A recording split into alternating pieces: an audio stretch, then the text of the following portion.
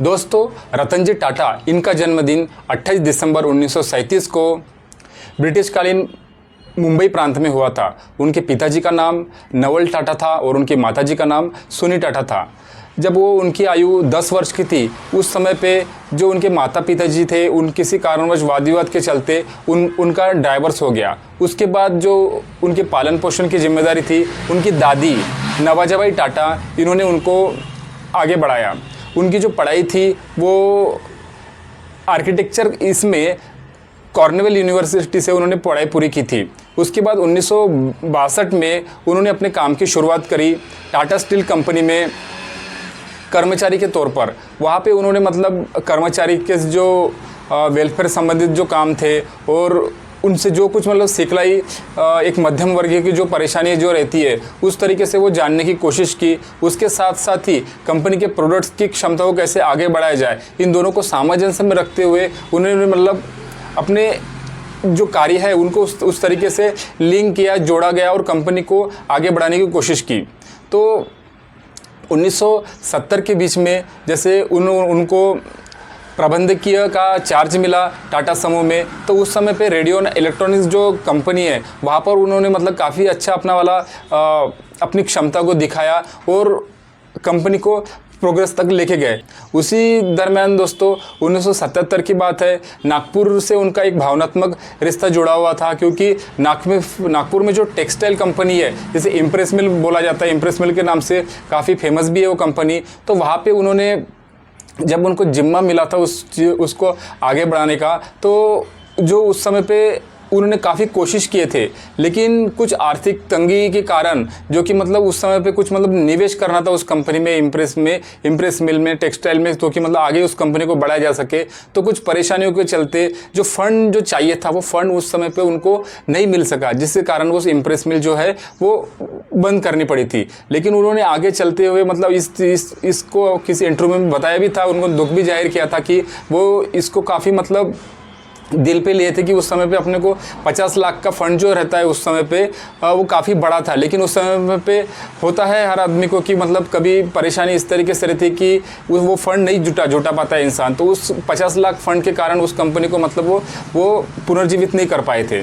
तो इस तरीके से दोस्तों उनका एक जो सामान्य कर्मचारियों, सामान्य जनता के इतने नज़दीक थे कि हर कोई उनका जो स्टाफ का व्यक्ति आज जो कि उनका देहांत हो चुका है, तो हर स्टाफ के आंखों में आंसू है। उन इतने नज़दीक से वो अपने कर्मचारियों के प्रति ध्यान में रखते थे, उनके वेलफेयर के बारे में सोचते थे।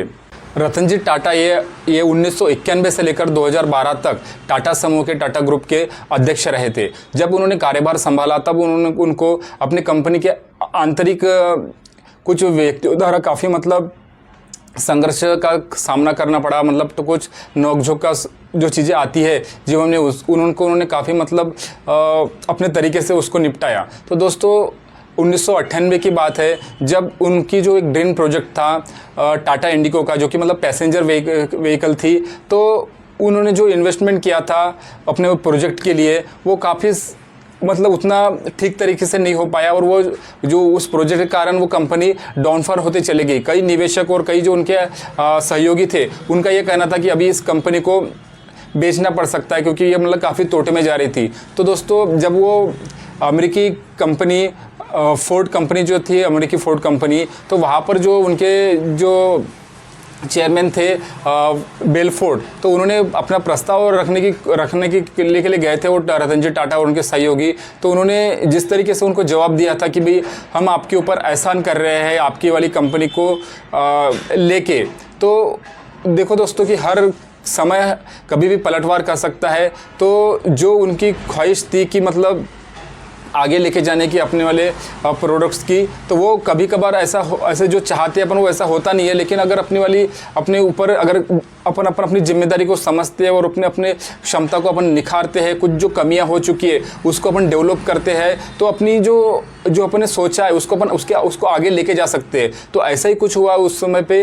और जो बेलफोर्ड ने इन्होंने जो अपने रतन जी टाटा को और सहयोगियों को जिस तरीके से उन्होंने मतलब अपमान के नज़रिए से जिस तरीके से उनको बोला गया था कि भाई हम आपके ऊपर एहसान कर रहे हैं, आपके कंपनी को लेंगे, तो जो बात है उनको चुभी दोस्तों रतन जी टाटा को। तो उन्होंने मतलब दिल पे ले लिया उस बात को, और उन्होंने मतलब एक सहजता से उस समय पर उनको जवाब नहीं दिया, लेकिन चुपचाप रहे, अपने भारत में आए और उस पर रिसर्च किया। जो भी मतलब टाटा इंडिगो की जो भी मतलब प्रोजेक्ट था वहाँ पे जो भी कमियां रह गई थी उस कमियों को सॉल्व करने की कोशिश की। कस्टमर से मिले, कस्टमर से मिलने के बाद जो भी मतलब टाटा इंडिगो की जो भी मतलब कमियां रही होंगी उस गाड़ी के अंदर, जो कि मतलब मरम्मत का काम वगैरह रहा था, वो कंपनी में उस कंपनी के जो वहाँ पे जो स्ट्रक्चर था कंपनी के खुद के खर्चे से उस समय पे उन्होंने वो वहाँ पर मरम्मत का काम किया था, मतलब सर्विसिंग वगैरह जो दिया था वो सब कुछ किया था। तो धीरे धीरे कस्टमर के प्रॉब्लम को उन्होंने सॉल्व किया और आगे चलते हुए जो न्यू इंडिगो लॉन्च किया उन्होंने V2, तो वहाँ पे उस समय पे वो मतलब धीरे धीरे इतनी बढ़त हासिल की कि मतलब एक ही साल के अंदर वो काफ़ी गाड़ियाँ वो बिक्री हो चुकी थी और काफ़ी मुनाफा उस वजह से टाटा इंडिगो को हो चुका था। तो जिस तरीके से दोस्तों टाटा इंडिगो सफल हो रही थी अब बिक्री के इसमें, उसी समय पे जो फोर्ड की जो कंपनी थी वो फोर्ड की कंपनी वो डाउनफॉल में जा रही थी। जो रॉजर्स और जो लैंडलॉर्ड जो जिसको अपन बोलते हैं, तो वो डाउनफॉल में जा रही थी। तो दोस्तों देखिए, समय कभी भी पलटवार कर सकता है। जिस समय पे बेलफोर्ड ने उनको मतलब उस तरीके से व्यवहार किया था,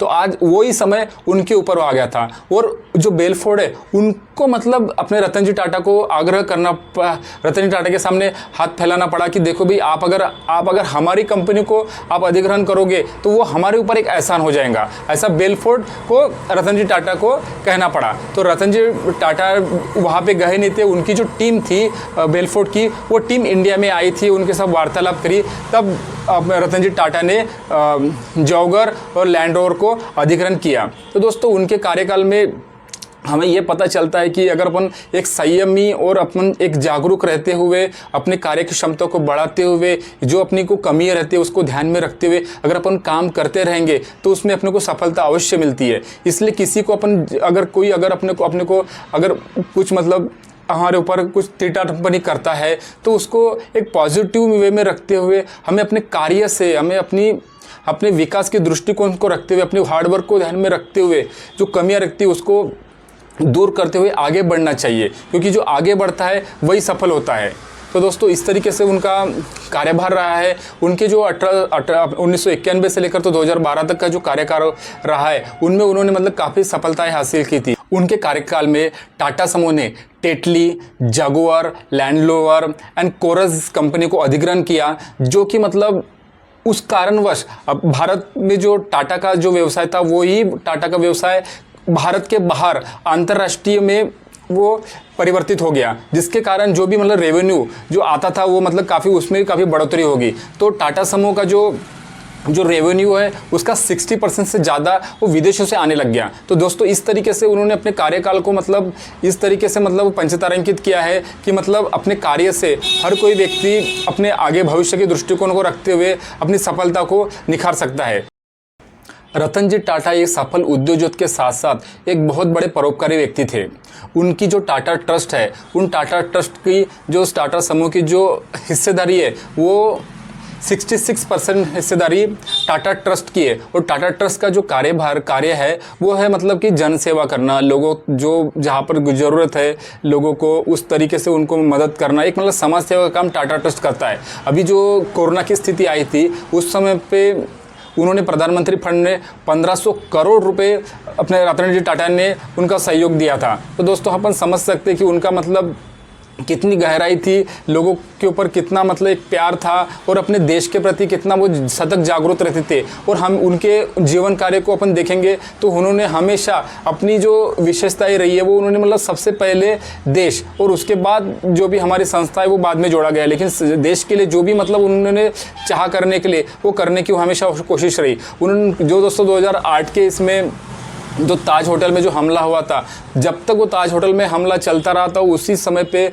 जो रतन टाटा जी थे वो उसको निगरानी करते थे और वो चाहते थे कि किसी भी हालत में किसी को नुकसान ना हो। उनके जो कर्मचारी थे जो उनको मतलब नुकसान हुआ है उन नुकसानों की सभी को मतलब उनकी जो जिम्मेदारी थी, जो भी नुकसान हुआ है उनकी सभी जिम्मेदारी टाटा जी ने ली थी। और आज भी उनको मतलब एक सही तरीके से मतलब आर्थिक प्रोत्साहन और उनके जो पारिवारिक जो सपोर्ट रहता है वो उनको देते रहते थे। इस तरीके से दोस्तों सिर्फ वही एक मतलब परोपकारी का व्यवहार पूरे जीवन काल में अपने को दिखता है। उनके लिए राष्ट्र प्रथम था। वो चाहते थे कि किसी भी हालत में कुछ भी हो जाए, राष्ट्र पीछे नहीं होना चाहिए। राष्ट्र के लिए हर चाहे वो अपनी वाली कोशिश करते रहते थे। जो ताजबाग का जो होटल पे हमला हुआ था, उस समय पे उनकी पूरी निगरानी ताजबाग के होटल थी कि चाहे कुछ भी हो जाए, ताजमहल का भी नुकसान हो जाए तो भी चलेगा, लेकिन देश के ऊपर आँच नहीं आनी चाहिए। इस तरीके से दोस्तों उस देश प्रेम की उनके अंदर पूरी की पूरी भावनाएं होती थी। तो दोस्तों जिस तरीके से एक आदमी का जीवन काल रहता है, वो सिर्फ उसका जीवन काल सिर्फ आदमी तक ही सीमित नहीं रहता है। वो हर निसर्ग के हर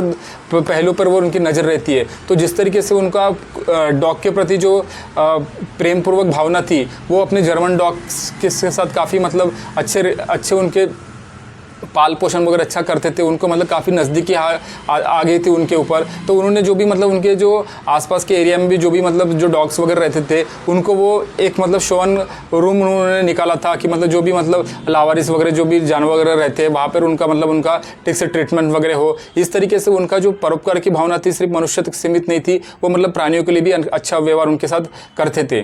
टाटा मेमोरियल हॉस्पिटल, जो कि मतलब जो जन सामान्य लोग जो कैंसर की जो बीमारी है, जो कि मतलब हर कोई आदमी उसका मतलब खर्चा मतलब उसका ट्रीटमेंट नहीं कर सकता है, तो वो टाटा मेमोरियल हॉस्पिटल के माध्यम से लोगों का जो कैंसर का इलाज है वो वहाँ पे हो जाता है कम दाम में। तो दोस्तों इस तरीके जो कैंसर हॉस्पिटल वो देश में 15 से भी ज़्यादा है, जहाँ पे मतलब वो टाटा ट्रस्ट जो लिंक्ड है, जिसके माध्यम से वहाँ पर उपचार किया जाता है। इस तरीके से दोस्तों टाटा ट्रस्ट का काम है, जो कि मतलब रतन टाटा जी के कार्यकाल में मतलब उसको आगे बढ़ाया गया है। तो दोस्तों इस तरीके से हर मध्यम वर्गीय लोगों के लिए उन्होंने मतलब कार्य किया हुआ है। मतलब एक उद्योगपति तो साथ में थे, वो तो थे ही, लेकिन वो जन सामान्य के कल्याण के लिए वो मतलब वो कार्य करते थे। तो एक परोपकारी व्यक्तिमत्व भी उनकी छवि से अपने को देखने को मिलता है, जो कि मतलब हर जनमानस के इसमें टाटा का एक मतलब विश्वास छाया हुआ है। दोस्तों ऐसे ही मतलब एक जो उन्होंने प्रोजेक्ट लॉन्च किया था नैनो कार का, मतलब उनके ड्रीम में था ये बात कि हर कोई जो मध्यम वर्गीय है वो मतलब जब वो स्कूटी से जाता है, बाइक से जाता है, बारिश में वगैरह भीगते हुए जाता है, तो उनको मतलब कोई प्रोटेक्शन वगैरह नहीं रहता है। तो उस तरीके से वो सोचते थे कि हर कोई आदमी का जो स्टैंडर्ड है वो मेंटेन हो सके। उस मद्देनज़र में उन्होंने नैनो कार का आविष्कार किया, नैनो कार का लॉन्च किया था। तो उन्होंने नैनो कार लॉन्च इसलिए किया था कि हर मध्यम वर्गीय परिवार जो है वो नैनो कार में बैठ सके। तो दोस्तों उसकी वाली कीमत भी जो थी वो 1 लाख रुपए थी, कि मतलब हर कोई व्यक्ति उसको ले सके। तो इस तरीके से जो उनका दृष्टिकोण था वो मतलब जनमानस के कल्याण के लिए था। और इस तरीके से उनका जो चरित्र है वो सिर्फ एक उद्योजक के रूप में ही नहीं है, तो एक परोपकारी व्यक्ति के रूप में भी उनको हम देख सकते हैं। उद्योग जगत में जिस तरीके से आज टाटा सन्स का नाम लिया जाता है, रतन टाटा जी के इनके सहयोग के कारण जो मतलब एक क्रेडिट हासिल हुआ है लोगों के दिलों में, जिन्होंने मतलब राज कर रहे हैं आज रतन जी टाटा जी।